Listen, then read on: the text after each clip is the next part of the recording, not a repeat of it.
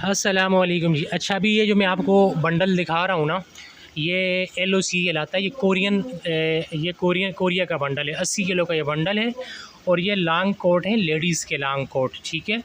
और बहुत अच्छा ए ग्रेड का माल है ये। 80 किलो का ये बंडल होता है। ये ओरिजिनल कोरिया का पैक शुदा बंडल है और ये इसमें लॉन्ग कोट हैं लेडीज़ के, ठीक है।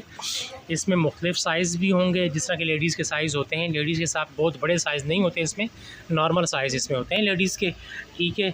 और मुख्तलिफ़ कलर भी होंगे, मुख्तलिफ़ डिज़ाइन भी होंगे और सारे का सारा माल जो है ये ए ग्रेड का माल है। 80 किलो का ये बंडल है, अच्छा और फ़ायदे वाला माल है, ठीक है। जिस किसी को चाहिए मेरे व्हाट्सएप नंबर पर रब्ता करें। बाकी जो मेरा व्हाट्सएप का कैटलॉग है, मैंने वहाँ भी ये बंडल शामिल किया हुआ है, वहाँ विद प्राइस ये है। तो आप मेरे जो व्हाट्सएप का कैटलॉग है उसको विज़िट करें और देखें, ठीक है। वहाँ पे ये मैंने विद प्राइस ऐड किया हुआ है, ठीक है जी। बाकी कोई सवाल जवाब है तो मेरे व्हाट्सएप नंबर पे रब्ता करें।